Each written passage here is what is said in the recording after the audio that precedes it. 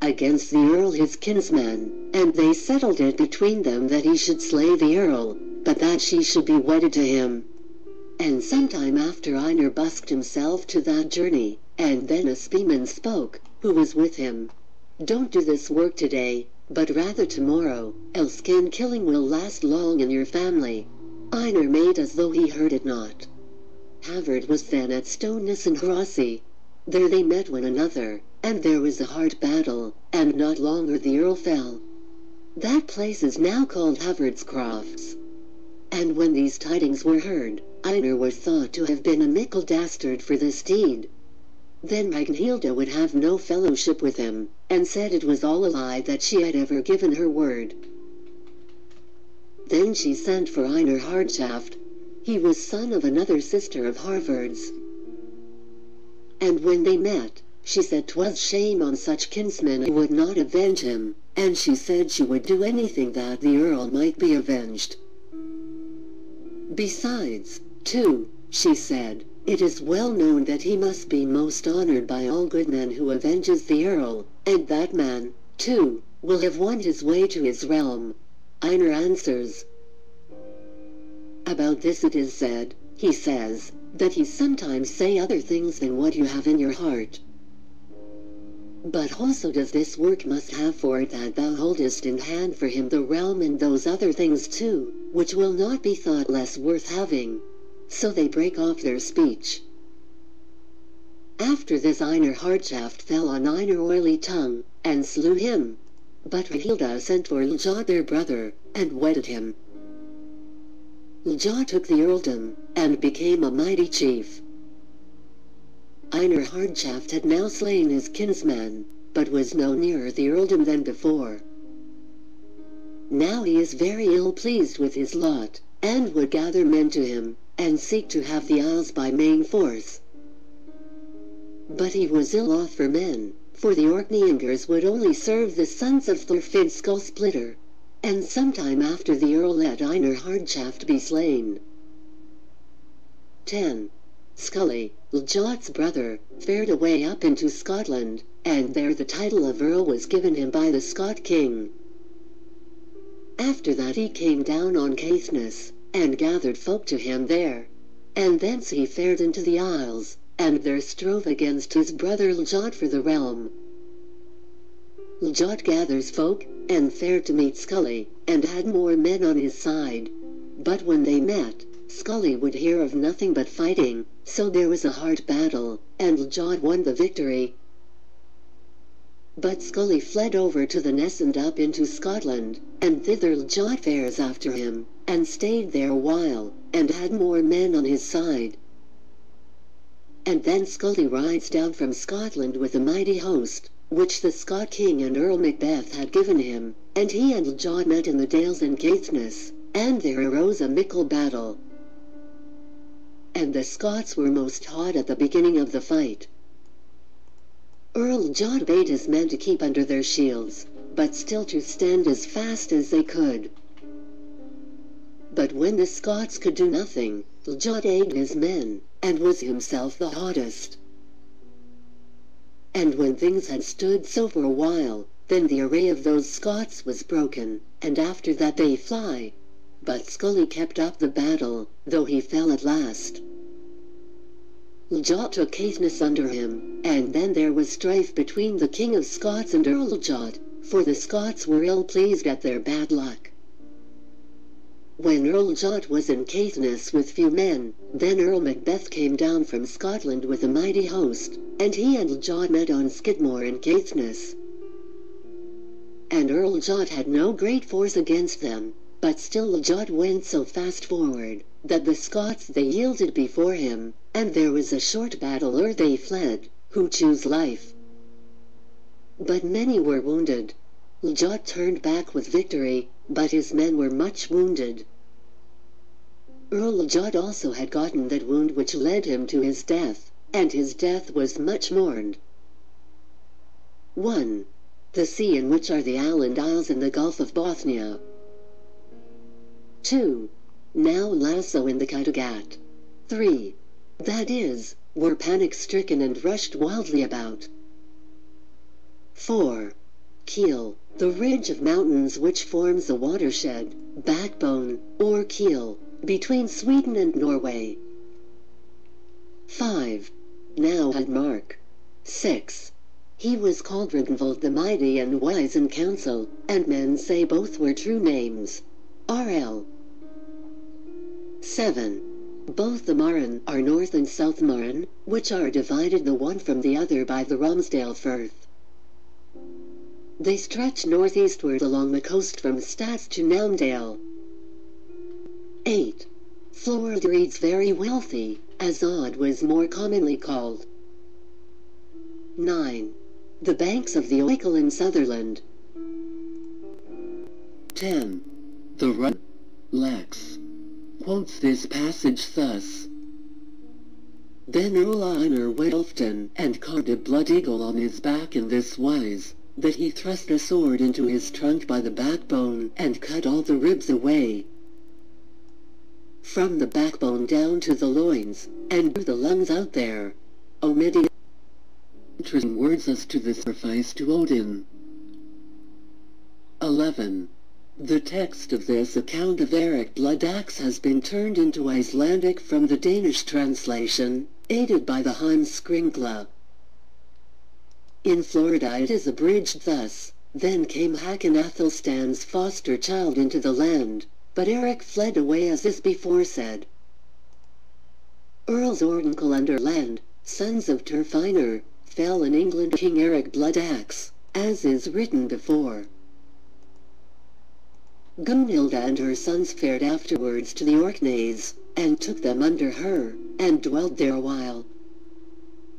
Then they fared to Denmark, but before they went gave away Ragnhilda, daughter of Erik and Gunhilda, to Arnfinn, son of Earl Thorfinn, and Earl Thorfinn established himself in the Isles. 12.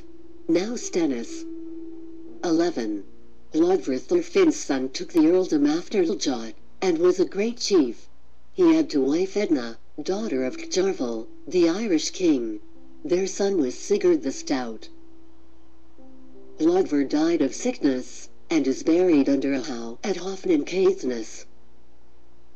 Sigurd, his son, took the earldom after him. He was a great chief and wide of lands. He held by main force Caithness against the Scots, and had a host out every summer. He harried in the southern Isles, in Scotland and Ireland. It chanced one summer that Finnach, the Scot Earl, staked in a battlefield for Sigurd on Skidmore by a day named, but Sigurd went to ask his mother's counsel, for she knew many things. The Earl told her that there would not be less odds against him than 7 men for 1. She answers, I had reared thee up long in my wool bag had I known thou wouldest like to live forever, and fate rules life, but not where a man is come. Better it is to die with honor than to live with shame. Take thou here hold of this banner which I have made for thee with all my cunning, and I ween it will bring victory to those before whom it is borne. But speedy death to him who bears it. The banner was made with mickle needlecraft and famous skill. It was made in raven's shape, and when the wind blew out the banner, then it was as though the raven spread his wings for flight.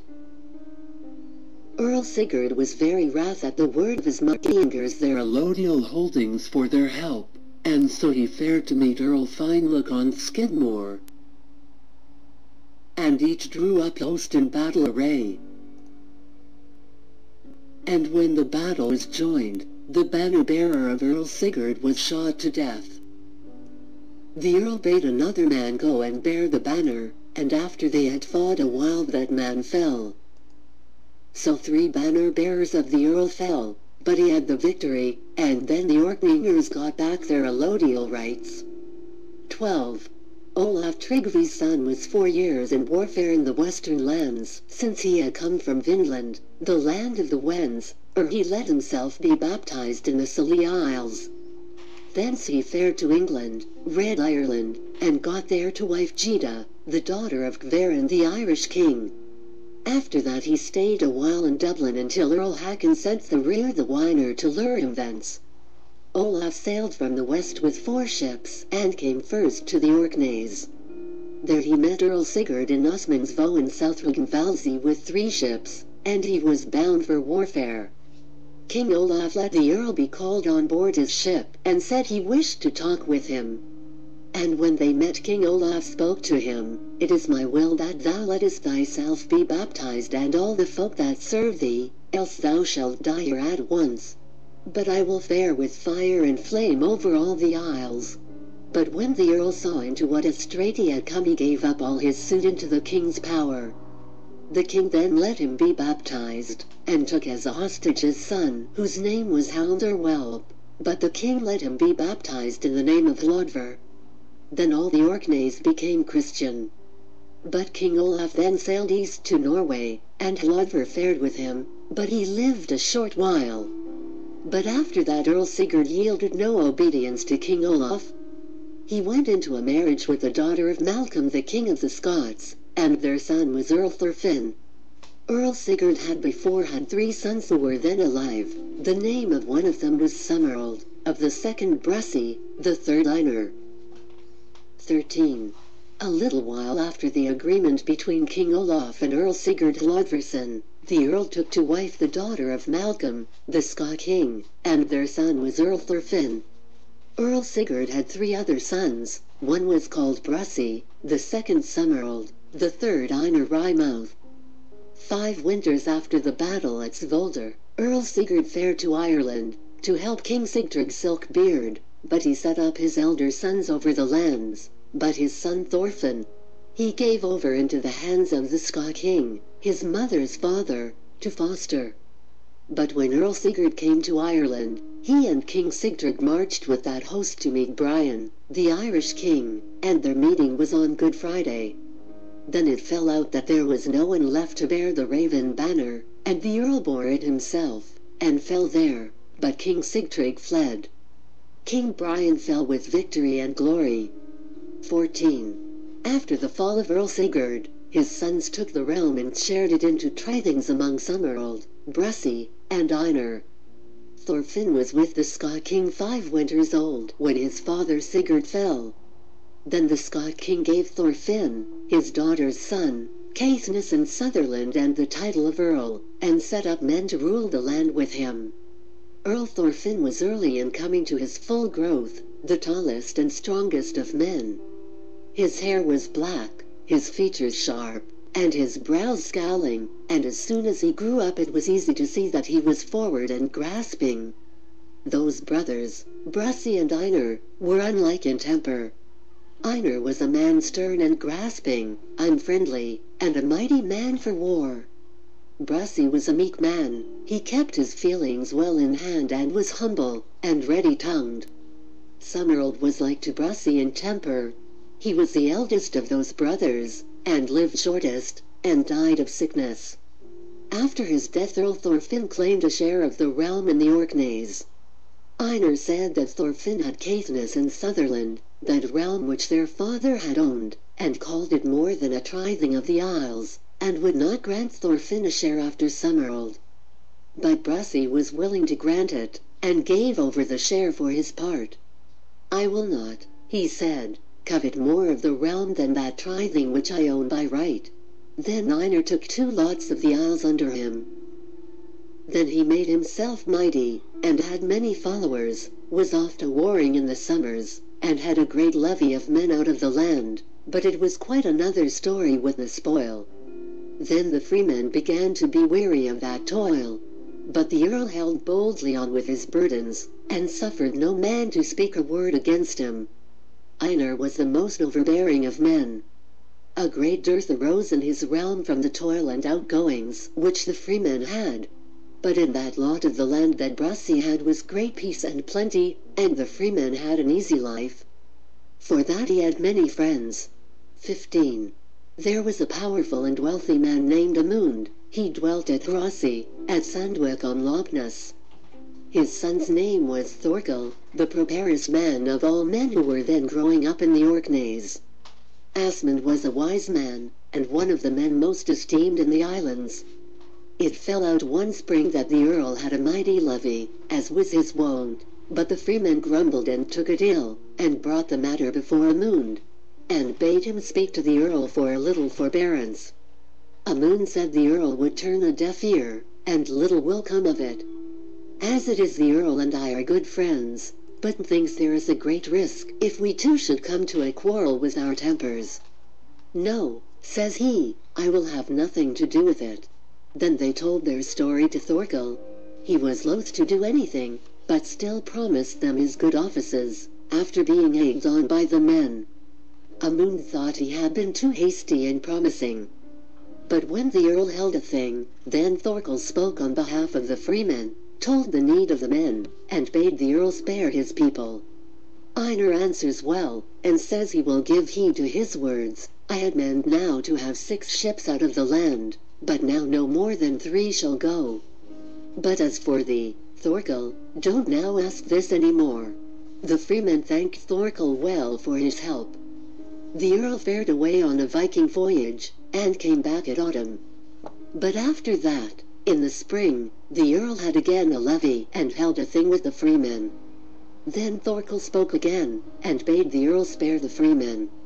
The Earl answers wrathfully, and said that the lot of the freemen should much worsen for his speech. He made himself so wood and wrath, that he said they should not be both there another spring safe and sound at the thing. And so the thing broke up. But when Amund became aware of what had passed between the Earl and Thorkel, he begged Thorkel to go away. So he fared over to Caithness to Earl Thorfinn, and was there long afterwards, and fostered him, when the Earl was young, and was afterwards called Thorkel Fosterer. And he was a man of mark. Many were the men of might who fled away out of the Orkneys for the overbearing of Earl Einar. Most fled to Earl Thorfinn, some to Norway and to divers lands. 16. As soon as Earl Thorfinn was grown up, then he sent a message to Einar his brother, and asked of him that share of the realm which he thought belonged to him in the Orkneys, but that was a trifling. Einar was in no hurry to lessen himself so. But when Earl Thorfinn hears that, then he calls out force from Caithness. But when Earl Einar was ware of that, then he gathers force, and goes against Thorfinn, and means to fight with him. Earl Brussy also gathers force, goes to meet them, and brings about an agreement that Thorfinn should have a tithing of the realm in the Orkneys, which he owned by right. But Earl Brussy and Earl Einar laid their lots together. Einar was to have the leadership over them, and the wardship of the land. But if either of them died before the other, then that one of them who lived longer should take the lands after the other. But that settlement was thought to be unfair, for Brussy had a son, whose name was Rignvald, but Einar was sinless. Earl Thorfinn sets men to keep watch and ward over that realm which he owned in the Orkneys, but he was most often in Caithness. 17. Earl Einar was most often in the summers in warfare round Ireland and Scotland and Wales. It happened one summer when he was warring on Ireland that he fought in Alfrec's Firth with Conyafagar the Irish king. Earl Einar there got a mighty defeat and loss of men. The next summer after Eyvindur fared from the west from Ireland, and meant to steer for Norway. The weather was sharp, and there was a great storm. Then Eyvind put into Osmund's foe, and lay there weather-bound a while.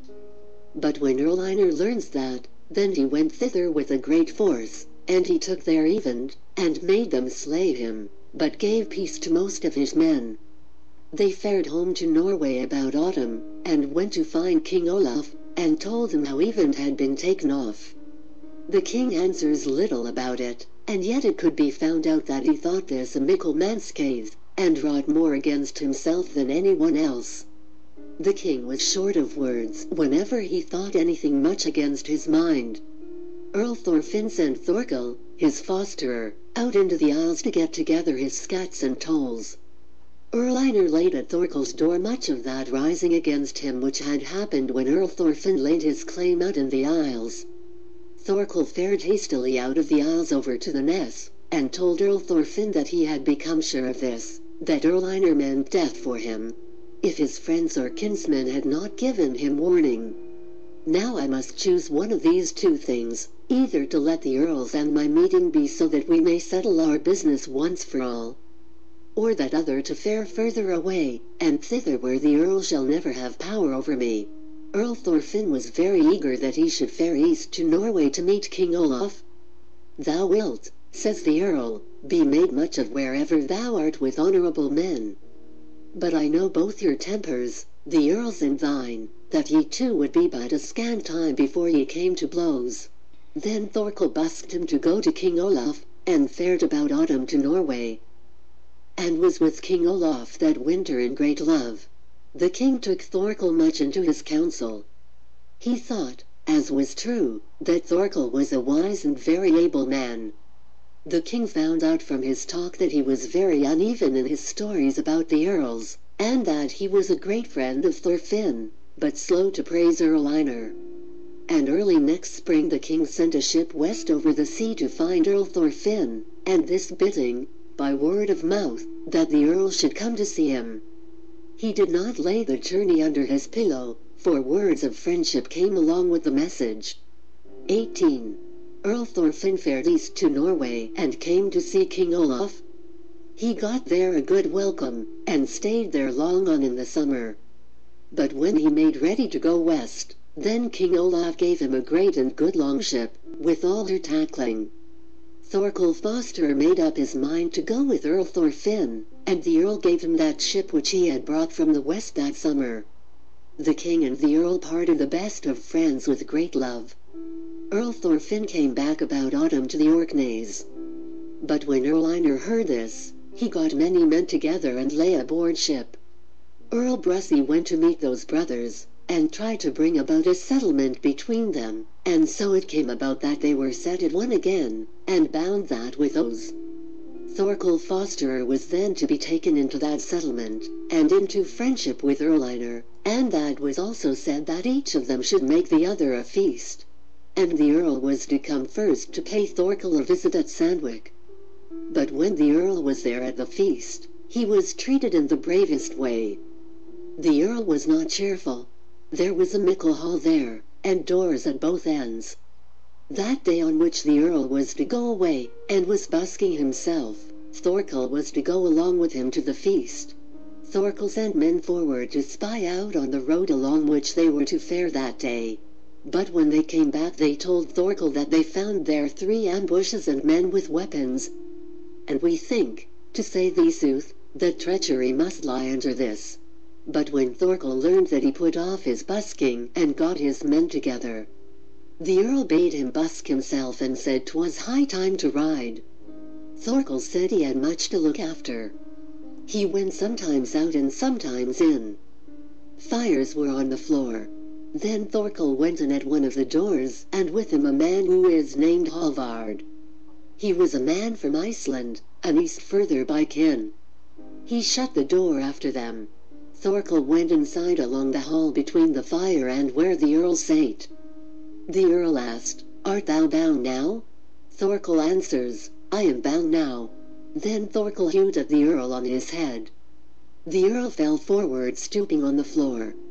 Halvard said, "Here I see the worst of all wrestling tricks, that you do not draw the earl from the fire." Then he thrust an Irish axe under the nape of the earl's neck, and jerked him up on the bench,